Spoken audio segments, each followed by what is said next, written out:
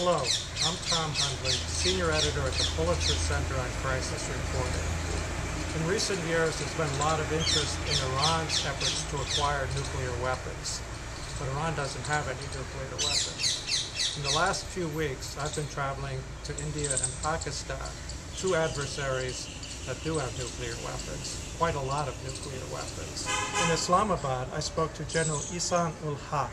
He served as chairman of Pakistan's Joint Chiefs of Staff and also as director of the ISI, Pakistan's spy agency. I asked him about this growing arms race in South Asia. Pakistan cannot afford to enter into an arms race with India. We can never match them, tank for tank, missile for missile, aircraft for aircraft, or gun for gun. All we want is to retain the credibility of our deterrence. The United States is particularly concerned about Pakistan's nuclear weapons falling into the hands of terrorists or jihadists. I asked another Pakistani general about the security of Pakistan's nuclear arsenal. Well, as you are aware, Pakistan has really struggled extremely hard over several decades in order to acquire its nuclear capability. And it considers it as one of its most precious assets in terms of providing deterrence and defense to the country. So under no circumstances will it be prepared to let it go. So it protects it, it tries to keep it as secure as possible. And so I think this myth that it will fall in the hands of the terrorists or anyone is just not there.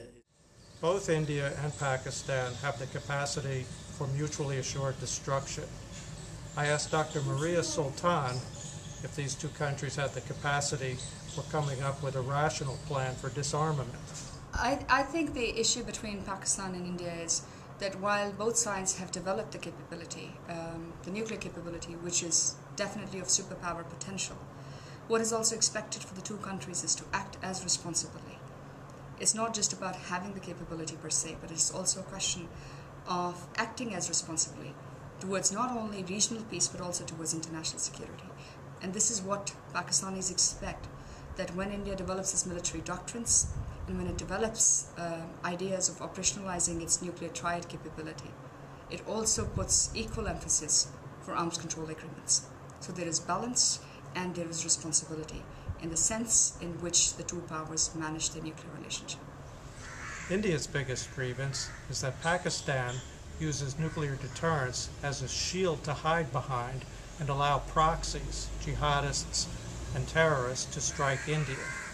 The most grievous example, of course, was the 2008 terror attack on Mumbai that left more than 160 dead. The problem for India is not nuclear deterrence itself, but what Pakistan has used nuclear umbrella to actually pursue its support for extremism and terrorism in India.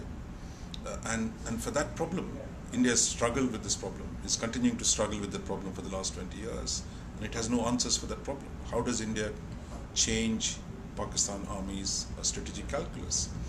And I think that's where India is stuck. And that is not going to be solved by India matching Pakistan weapon to weapon or expanding its own nuclear arsenal.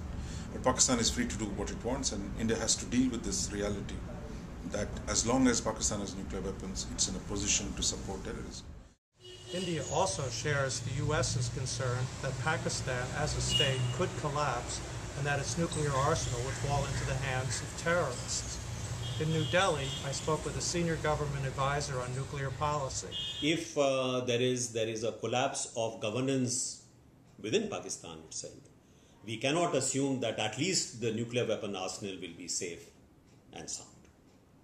So this is really the kind of worry that one could have. What will happen in a situation of great internal turmoil and the possibility that extremist elements or jihadi elements might actually get control of the country's nuclear weapons.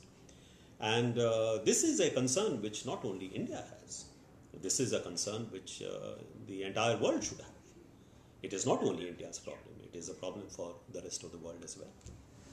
India says it will not tolerate another Mumbai. Pakistan, for its part, has done very little to reassure the international community that it has done very much of anything to control the terrorists who operate on its territory. These are two countries that have gone to war 3 times since 1948 and have been on the brink several times in recent years.